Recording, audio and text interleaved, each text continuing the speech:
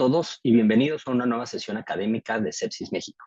Antes de presentar a nuestro invitado de hoy, me gustaría recordarles que tenemos una sesión cada 2 semanas que se transmiten en www.códigosepsis.org, en Facebook Live y en nuestro canal de YouTube. Todas las sesiones cuentan con el aval del Consejo Mexicano de Medicina de Urgencia y el Consejo Mexicano de Medicina Crítica.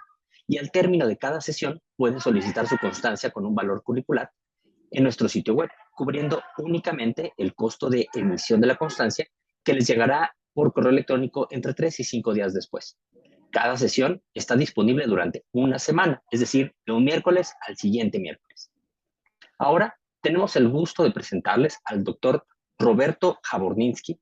Él es médico pediatra intensivista, miembro de la Sociedad Latinoamericana de Cuidados Intensivos en Pediatría y coordinador del Comité de Sepsis para esta sociedad.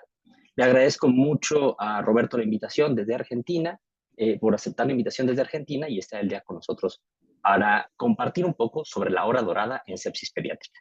Adelante, Roberto, muchas gracias. Buenos días, buenas tardes, buenas noches, depende de dónde nos estén mirando este webinario. Agradezco a Sepsis México por la invitación. Para mí es un enorme honor, un enorme placer estar con todos ustedes.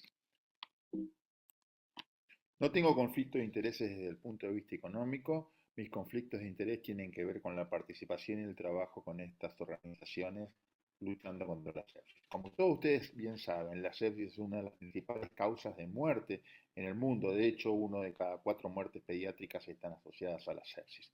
Sin embargo, esto no tiene una adecuada visibilización en el mundo. Esto es solamente un ejemplo de lo que pasa en Argentina. En Argentina más o menos anualmente fallecen alrededor de 7.000 niños.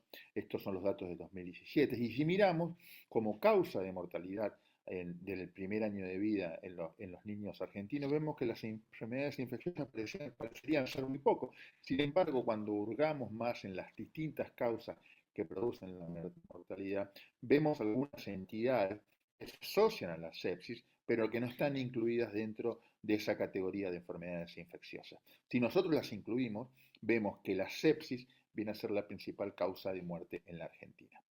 Como ustedes todos bien saben, la sepsis es una infección que en algún momento produce una respuesta inmune, pero que esta respuesta inmune se desregula. Esto lleva al fallo de órganos y lleva a la amenaza de vida. Ahora, la diferencia entre la respuesta inmune normal ante cualquier infección y la respuesta inmune desregulada, todavía ese límite exacto no lo sabemos muy bien, no está todavía determinado. De hecho, ante una infección, nuestro sistema inmune responde en distintas formas. Esta respuesta no siempre es igual, si bien se parecen, no es igual. Y muchas veces depende de muchas circunstancias, como por ejemplo la edad, la comorbilidad, la fuente de infección, gérmenes y el tratamiento que se producen sustancias en esa respuesta inflamatoria que pueden ser diferentes. Es decir, las respuestas inmunes no son iguales. Pero además, los lugares donde se atienden este tipo de pacientes con esta respuesta inmune desregulada tampoco son iguales, algunos con altos recursos, algunos con bajos recursos, que hacen a la hora de la atención, esta hora dorada, los primeros momentos de la atención, tal vez diferentes. Tenemos diferentes contextos, los límites no son claros, por lo tanto, la hora dorada, como recién decíamos, puede no ser diferente, puede no ser igual en todos los lugares y con todos los pacientes. Por lo tanto, en los próximos minutos me dedicaré un poco a desarrollar estos conceptos que tienen que ver con este manejo de la primera hora dorada, sobre todo en la sepsis pediátrica. Como bien decíamos recién, muchas veces esta primera hora, hay muchos documentos que hablan sobre el manejo de esta primera hora, pero estos documentos sobre todo están enfocados en lo que se puede hacer en los hospitales más especializados, los que tienen más recursos. Pero como nosotros vemos los niveles de atención, los recursos en el sistema de salud no siempre son iguales. Y esto tiene que ver también con qué cosas nosotros podemos hacer en esa primera hora. Y perdónenme que repita tanto esto de la primera hora, pero para decir qué cosas nosotros, los manejos que nosotros podemos hacer ante los pacientes en el momento de que detectamos que tienen la sepsis. Y como bien decíamos, estos manejos no son iguales. ¿Y qué tendríamos que hacer? ¿Tendríamos que transformar todo como grandes hospitales académicos? En general hay una sensación y una idea, un hilo de que las cosas deben ser acorde a los distintos lugares donde se atienden los pacientes. Es así que, si bien hay guías de prácticas mundiales y globales sobre cómo tratar y qué hacer en esos primeros momentos, una de las tendencias que nosotros queremos hacer es ir hacia lo que se llaman las guías de prácticas institucionales. ¿Y qué significan las guías de prácticas institucionales? Estas guías generales, estos documentos que ven toda la bibliografía, que recuperan conocimientos actuales sobre el manejo de la sepsis, en estos documentos, tratarlos de acoplarlos al contexto, ver qué cosas hacer y en cada uno de estos contextos armar lo que se llama las líneas de cuidado. ¿Y por qué tiene que ver esto? Porque en la actualidad mucha de la información, la enorme cantidad de información que se maneja en las guías sepsis pediátrica, de lo que se debería hacer en esa primera hora, tiene que ver con la información y con los datos de casi los que vienen de países de altos ingresos. De hecho, el 80-90% de esos datos provienen de allí. Ahora, ¿son estos datos, esta información, estas recomendaciones, esta evidencia, la verdad revelada? Como vemos, muchos de ellos, la gran mayoría de las últimas guías, son recomendaciones débiles y con evidencia muy baja. Es decir, este trabajo, excelente trabajo que han hecho para ver estos documentos, para decirnos a ver qué es lo que nosotros podemos hacer, tienen evidencia baja o muy baja, son muy débiles en la evidencia, tienen algunas declaraciones de mejores de práctica, pero de investigadores que están en países de altos ingresos y altos recursos. Y no se incluyen, que es lo fundamental, sobre todo para nosotros que estamos en Latinoamérica, no se incluyen investigaciones en español, portugués, que nos vendrían bien a nosotros y conocimiento nuestro. Es decir, estas guías y estas cuestiones de qué es lo que vamos a hacer nosotros como médicos al lado de la cama del paciente, muchas veces son tomadas como la Biblia, como la verdad revelada. Sin embargo, estas decisiones que nosotros podamos tomar en base a estas guías, muchas veces pueden ser una decisión simple, porque si vamos a hacer lo que dicen las guías y no algunas cuestiones de pensar a ver si esto que estamos haciendo está bien. Y llegamos a lo que se llama el síndrome de Procusto. Procusto era pertenece a la mitología griega, era un bandido, un ladrón, que cada vez que pasaba un barco cerca de la isla donde él estaba, agarraba, los tomaba prisioneros y ponía a esos marineros en una cama. Si el marinero era grande, lo ponía en una cama chica y le cortaba las piernas. Si el marinero era chico, lo ponía en una cama mucho más grande y los producía un desmembramiento, los estiloneaba y producía un desmembramiento, un descuartizamiento de esos marineros. Es decir, lo que hacía Procusto no era que adaptaba la cama al marinero, a lo que necesitaba el marinero, sino que adaptaba el marinero a la cama para lo que él quería. Y muchas veces eso pasa con nosotros con las guías. Adaptamos el paciente a lo que dicen las guías y no las guías a lo que debería ser para atender a ese paciente. Es decir, una de las cuestiones que nosotros tenemos que mejorar es el tema de no adecuar el paciente a las guías y sí las guías al paciente.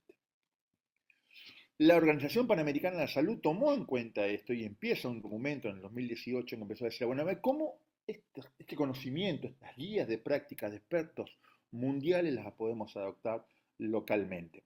Y esto, para eso se necesita definir objetivos e incluir también evidencia local y revisar cada una de estas recomendaciones.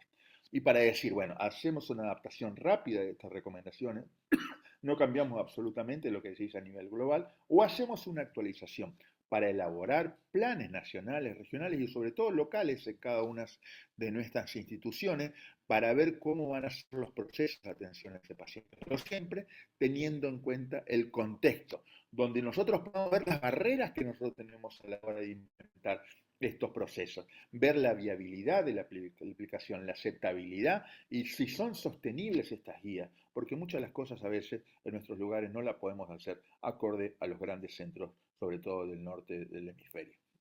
Y ver sobre todo las debilidades. Bueno, un poco de esto es lo que nosotros hemos hecho en el primer consenso latinoamericano de manejo de la sepsis en niños, hemos tomado las guías globales, hemos visto cuáles las podíamos actualizar, hemos visto cuáles las podíamos mantener las mismas que teníamos, y así nos reunimos 29 expertos de Latinoamérica, de 4 sociedades científicas, de 11 países, al igual que las guías globales, también nosotros encontramos poco nivel de evidencia. Pero un poco de eso es lo que voy a hablar de este manejo de la primera hora. ¿Qué cosas nosotros podemos hacer en la primera hora, acorde a nuestros contextos, acorde a nuestros recursos en Latinoamérica? Es así que una de las primeras cuestiones que nosotros empezamos a ver es que en esta cuestión que decían las guías globales, que no recomendaban un paquete como las anteriores, nosotros creemos que sí que hay que recomendar, que hay que seguir aplicando la forma simultánea del paquete de medidas. Pero también agregamos algo que es el solicitar consejo de inmediato a un centro de referencia o a alguien que nos ayude y después voy a mostrar a ver cómo se puede hacer esto. ¿Y por qué? Porque empezaron a aparecer luego de que se cerraron la recopilación de bibliografía para las últimas guías de manejo de la sepsis pediátrica, la Surviving Sepsis Campaign, empezaron a aparecer este tipo de trabajo que la realización simultánea de un paquete de medidas podía mejorar la sobrevida de los pacientes. Esto se dio también en el tema de Nueva York, donde la aplicación simultánea de esta medida redujo la mortalidad. En Latinoamérica tenemos el trabajo hecho por Jaime Fernández Sarmiento, que lo hizo en Colombia, donde disminuyó la estadía hospitalaria, donde disminuyó la ventilación mecánica, esta aplicación simultánea de los distintos paquetes, pero lo que no disminuyó es la mortalidad. Algunas cosas son evidencias de la aplicación de estos paquetes. Lo que sugerimos nosotros un poco es esto, que esos paquetes estén dados por el reconocimiento, la reanimación, la estabilización, la referencia, el control de procesos. Se pueden cambiar, esto lo pueden hacer cada uno en sus lugares, pero sobre todo el tema es ordenar los procesos institucionales, las cosas que ustedes pueden hacer en un trabajo en conjunto en toda la institución. Cada tanto les voy a mostrar esto, es decir, una de las cuestiones principales en el tema del manejo de la sepsis en la primera hora es, ¿pensaste en sepsis? Vamos al segundo punto. El segundo punto tiene que ver con algo muy importante. Para mí es lo más importante. Si ustedes pueden, este punto anterior y este punto que sigue, la hora dorada, lo entienden, lo comprenden, lo incorporan, realmente es una de las mejores cosas que van a hacer para el tema del tratamiento de este tipo de pacientes, de nuestros pacientes pediátricos con sepsis. 500 años atrás, Maquiavelo le decía al príncipe, le contaba cómo tenía que manejar el tema de la política en su ciudad-estado. Y le decían, él en ese momento reconocía el tema de la tuberculosis, decía, mira, es muy fácil curarla, pero si la detectás tempranamente, el tema es identificarla tempranamente, es muy difícil. Ahora, por supuesto, cuando vos la detectaste y tiene todo, cualquiera, hasta la señora que está caminando por la calle, detecta esto, pero ya es tarde, llegamos tarde. Y esa cuestión muchas veces nosotros creemos que la identificación de la sepsis en todos los lugares es igual, y muchas veces no es así.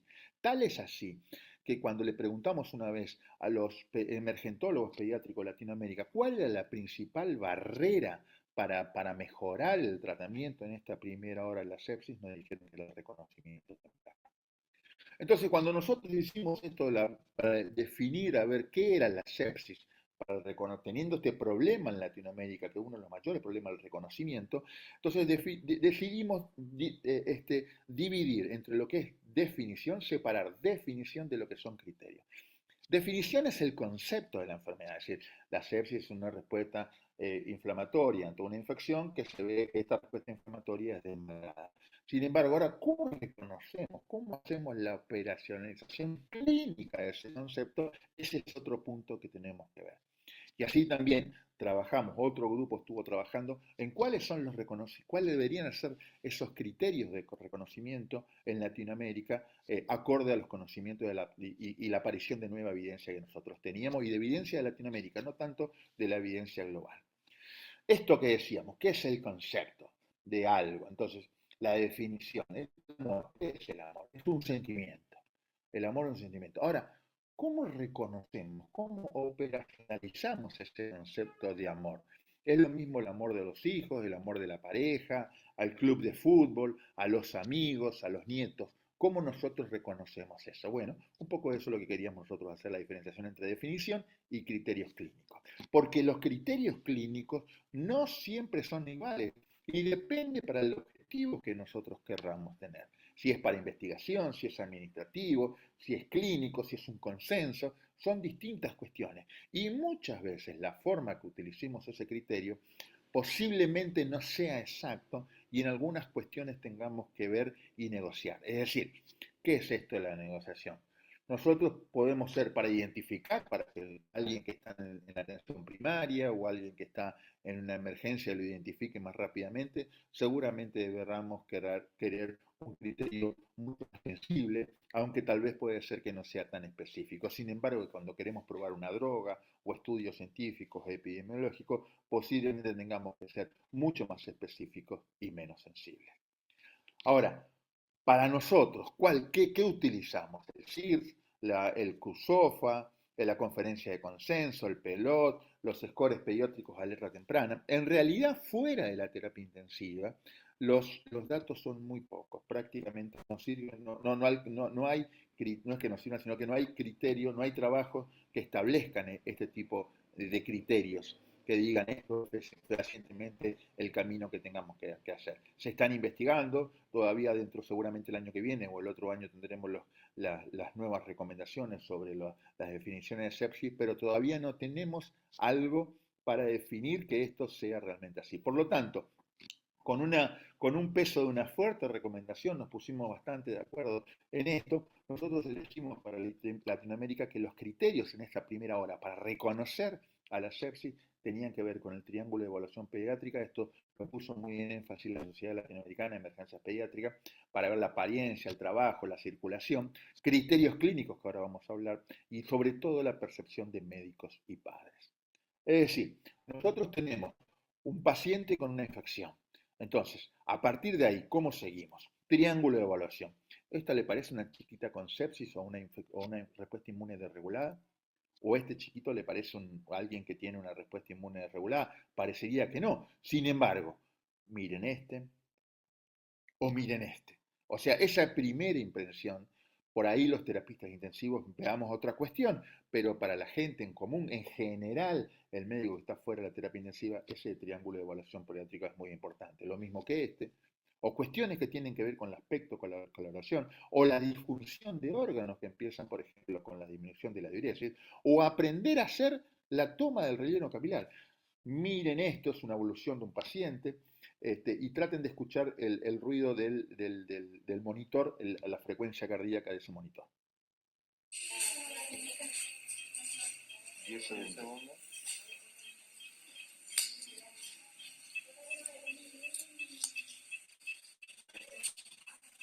Vamos.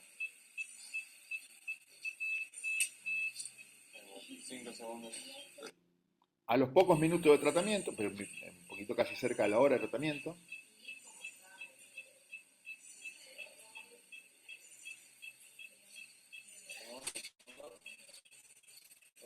3, 4 segundos, comparación de los 3.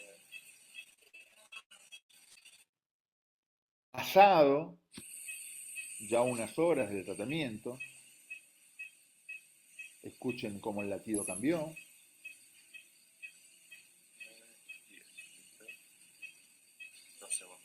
Es decir, empezamos a tener algunos tipos de cuestiones clínicas que muchas veces no están adecuadamente valoradas. Otro de los puntos que nosotros diferenciamos a partir de lo que es con los datos de Latinoamérica, a partir de lo que son las guías de la Surveillance Sepsis Campaign, es el tema de que cuando nosotros nos encontramos con un niño que tiene algún tipo de comorbilidad, en Latinoamérica, aquellos pacientes con comorbilidad tienen mucha mayor posibilidad de mortalidad que aquellos que no la tienen. Es decir, cuando ustedes van a atender a un paciente en esa primera hora, sean cuidadosos y sean cautelosos, sobre todo si ese paciente tiene una comorbilidad. Y algo que no fue todavía incorporado en las guías globales, pero que sí que nosotros las empezamos a poner, es el tema de la visión de esto, de la intuición, lo que siente el médico al lado del paciente, lo que cree que puede llegar a tener y que hay algo que no le cierra y que lo ve mal al paciente. Esa sensación puede tener un valor predictivo positivo de 22 veces si los pacientes presentan algo en la atención primaria. Y aún aquellos pacientes no tan graves también pueden llegar a tener un valor predictivo positivo de más de 25. Es decir, traten de confiar en el instinto. Cuando antes de la pandemia, cuando empezaron a trabajar con el tema de las nuevas definiciones, se le preguntó a muchos de los expertos a ver cómo diagnosticaban shock séptico. Y una de las cuestiones que ellos pusieron por arriba aún de los scores es la preocupación parental. Entonces, la preocupación de la familia, eso que la mamá, el papá les diga que no lo ve bien, también es un punto a tener en cuenta y nosotros lo hemos considerado. Entonces, ten en cuenta los dichos de la familia. Ahora, estas cuestiones que nosotros nos reunimos, conversamos, buscamos la evidencia que podía tener estas cuestiones, lo fuimos volcando a este documento que se hizo el de Latinoamérica. ¿Realmente tiene algún asidero la posibilidad de una validez externa de esto para hacer el tema del diagnóstico? Pues bien, ahora en julio, en la última revista de la Pediatric Emergency, se publicó este trabajo. Este trabajo está hecho en 10 departamentos de emergencia de Latinoamérica. Esto es un trabajo prospectivo para ver cómo se aplican los distintos paquetes de medidas. Pero lo más importante de esto fue el criterio de inclusión, que no nos pusimos de acuerdo nosotros, no le dijimos a los autores para que hagan esto, pero un poco coincidía con lo que nosotros veníamos charlando en Latinoamérica. Es decir, incluyeron como shock séptico aquellos pacientes que tenían factores de riesgo, que tenían criterios clínicos, pero a su vez que había una sensación visceral del médico que algo le estaba pasando. Esos pacientes los trataron, por supuesto, hubo algunas cuestiones que tenían que el uso de los paquetes que no fueron del todo a medida, pero aún así, para que ustedes tengan una idea, la mortalidad en el último trabajo grande epidemiológico que se hizo en Latinoamérica, que se hizo en Brasil, es el SPRED-PET, tuvo una mortalidad del 19%. Este trabajo tuvo una mortalidad del 10%. Es decir, hay algo que está pasando que la detección temprana y rápida de estos pacientes puede mejorar la mortalidad. Lo mismo ha pasado con pacientes con centros de oncología pediátrica, donde establecieron este score de alerta temprana. Cuando se publicó eran 29, ahora son 48, pero en la Argentina esto posibilitó que un tercio de los pacientes que antes desmejoraban puedan ser detectados tempranamente y no ingresaran a la terapia intensiva sin reducción de la mortalidad. Pero a su vez esto de pedir ayuda, si uno lo tiene localmente puede concurrir a algún consultor. Internet, con las comunicaciones, con los smartphones. Fíjense, esta es una monjita venezolana que trabaja en Tanzania, a veces me llama a la madrugada y me pregunta sobre distintos pacientes. No porque yo sepa ni nada por el estilo, porque realmente debe haber muchísimos más médicos en África que sepan mucho más que yo, simplemente porque tenía la facilidad de hablar conmigo, que tiene la facilidad de hablar conmigo en español. Los marcadores bioquímicos también son importantes. Estos marcadores, a mayor ferritina, mayor inflamación, mayor mortalidad, pero no en todos los lugares se puede hacer eso, entonces tengan en cuenta el contexto a la hora de usarlo. Lo mismo que la proteína C reactiva. Puede ser que aumentada, pero lo cierto es que más que quedar aumentada, nosotros tenemos que ver si esto no desciende en el tiempo. O sea, para la primera hora nos puede estar hablando de inflamación. Y esto, tanto la ferritina como la PCR elevada, que nos dan de inflamación cuando las dos están elevadas, tenemos que mirar porque esos pacientes seguramente tengan un síndrome de actividad macrofágica más elevada y la mortalidad también sea más elevada. Entonces, tengo un paciente, una infección, taquipnea, taquicardia, intuyo algo, no lo veo, lo más probable es que sea una sepsis. No me queda duda, consulto, pregunto, pero siempre pienso en sepsis. Ahora, tengo una infección, está fallando, la perfusión es normal, anormal, encima tengo hipotensión, empiezan a fallar el órgano, no la ve bien la familia, eso es un shock séptico. Y eso empiezo también, si me queda duda, consulto, pregunto. Ahora, ustedes están acá, 2/3 de la presentación ya han pasado y todavía no le dije nada cómo tratar, porque lo primero para mí es la organización de lo que ustedes tienen que hacer y segundo, la detección. Y por último, el tema del tratamiento. En el tratamiento hay mucha discusión todavía, pero ustedes saben mucho del tratamiento. Son realmente algunos conceptos que les quiero dar. Primero, dijimos que no todas las sepsis son iguales. Por lo tanto, ponerle el traje al mismo traje a todos puede ser un problema. Es decir, tal vez haya varias sepsis y tal vez haya varios abordajes en el tratamiento. Esto es una diapositiva que se la saqué a Suchitra Ranjit, que ella lo presentó en el último congreso, pero también en otras presentaciones. Yo solamente le cambié las cuestiones en español. Pero realmente me parece fabuloso porque dice cómo decodificar lo que el paciente tiene fisiológicamente. Y el paciente nos está contando una historia. Entonces, escuchemos esa historia atentamente para ver qué es lo que nosotros vamos a hacer.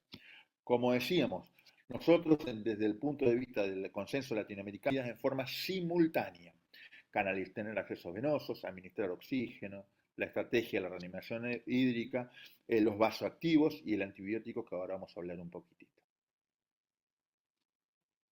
Entonces, ¿qué nosotros tenemos que ver desde el punto de manejo hemodinámico? Sobre todo tres cuestiones, los fluidos inotrópicos y vasopresores, pero tres cosas a monitorear.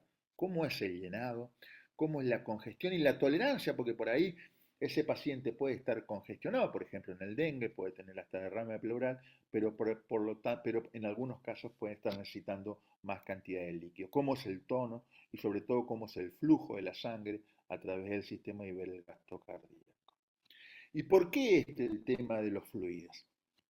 Suchitra Ranjit ha visto que una de las cuestiones es que la administración de líquidos, si le administran 10 mililitros por kilo, puede tener una mejoría, pero solamente en un tercio de los pacientes, y hay dos tercios de los pacientes que no mejoran. Mucho más allá, aquellos pacientes que no mejoran y que no aumenta la respuesta a la presión arterial media, estos pacientes pueden tener una mayor mortalidad.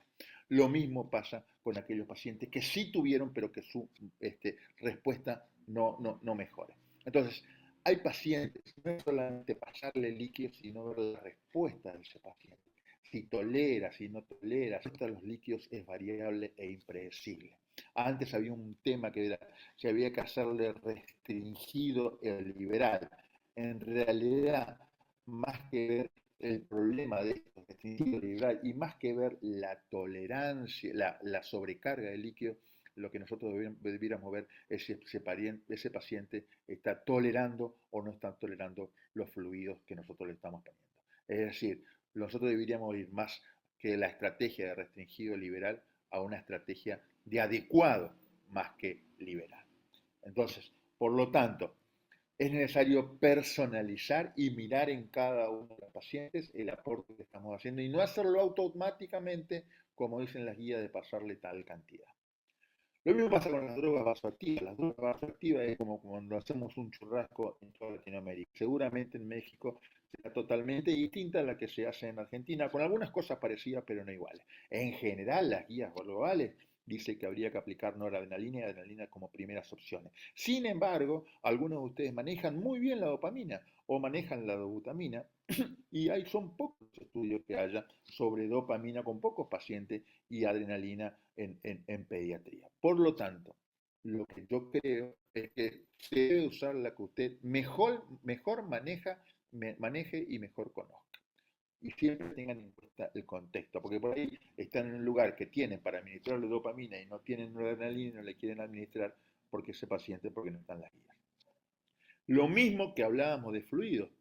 Esto es un trabajo también hecho por Suchitra, donde le pasaba 10, después 10 mililitros por kilo y después veía cómo era la clínica, si tenía shock frío o shock caliente. Pero veía que aquellos pacientes que estaban con shock frío, algunos de ellos, aún estando con shock frío, tenían una diferencial entre la presión sistólica y la presión diastólica muy alta, a los cuales les agregaban noradrenalina y esos pacientes mejoraban el tema de la sobrevida. Por lo tanto, si ustedes sospechan, porque ese shock frío posiblemente tenga una resistencia vascular alta, pero si ese paciente no mejore, replantéense dentro de esa hora dorada qué es lo que le está pasando. Porque posiblemente, como diría un amigo mío, Sebastián de Abrauca, esto es una cuestión de las perillas de un lavarropa. O sea, para un lado o para el otro. Si usted está dando vuelta para un lado y no anda, empiezan a darle vuelta para el otro lado porque posiblemente en algo se están equivocando. Vean la historia del paciente, miren lo que el paciente les quiere contar. Y algunas de estas cuestiones que les pueden ayudar es lo que ha aparecido actualmente con el tema de la ecocardiografía, mirarlo, cosas simples, mirar los ventrículos, mirar las venas como están, si tiene derrame pericárdico, si tiene algún tipo de taponamiento, que son cosas que cada vez más deberíamos instituir en esta primera hora. Nosotros, en el consenso latinoamericano, hemos tratado de armar algunas de las cuestiones de estas recomendaciones del manejo hemodinámico. Empezar con soluciones balanceadas, empezar con esa estrategia individualizada del aporte de líquido y mirar si está hipotenso o no está hipotenso. Si está hipotenso, pero no está, si no está hipotenso, pero tiene algún tipo de hipoperfusión y nosotros no tenemos terapia intensiva, para ponerle líquido de mantenimiento. Si tenemos terapia intensiva y podemos hacerle más cantidad de líquido y el paciente está hipertenso, es la respuesta individualizada de ese paciente a los bolos. Por el contrario, si ese paciente está hipotenso, aún estando en contexto de bajo recurso, podemos hacerle una segundo bolo y hasta ver a ver si no consideramos hasta hacerle más bolos. Y posteriormente, si estos pacientes llegan a los 40 mililitros por kilo y yo no tengo USIP, no tengo para hacerlo, la posibilidad de agregarle algunos tipos de medicamentos, monitorearlo y la posibilidad de agregarle medicamentos vasoactivos. Entonces, los fluidos acordan a las necesidades del paciente y en lo posible soluciones balanceadas y vasoactivas tempranas. Ya para ir terminando, el gran dilema entre ponerle antibióticos o no, nosotros creemos, y esto es el consenso, de ponerlo antibiótico dentro de las primeras horas. ¿Pero por qué sobre todo? Por esto, porque realmente la evidencia va mostrando que aquellos pacientes que tienen mejor solución son aquellos que se ponen los antibióticos dentro de las 3 horas. Pronto, amplio y basados en el contexto. Y con respecto a las terapias adjuntas, 2 o 3 cositas. Nosotros creemos que hay que ponerle los corticoides, sobre todo en aquellos que están refractarios a líquidos, a fármacos y genotrópicos, suspenderlos cuando ya no necesitan más, y con el tema de la glucemia no tenemos un rango exacto. Lo que sí que no deberíamos tener tanta hiperglucemia, pero tenerle cuidado mucho a la posibilidad de la hipoglucemia y decidirlo acorde al paciente. Con respecto a los derivados, lo que ustedes todos saben, el límite inferior sería 7 gramos para aquellos con estabilidad hemodinámica. Sin embargo, no tenemos una recomendación para los que tienen inestabilidad hemodinámica. Mirar el contexto, ser criterioso con los saberes. En definitiva, y terminando, no hay una sino varias sepsis.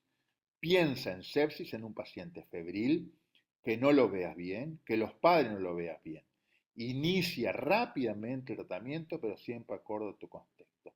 Diseña tus guías institucionales y sobre todo confía en tus saberes, pero no dudes en pedir ayuda, ya sea presencial o virtual. Muchísimas gracias.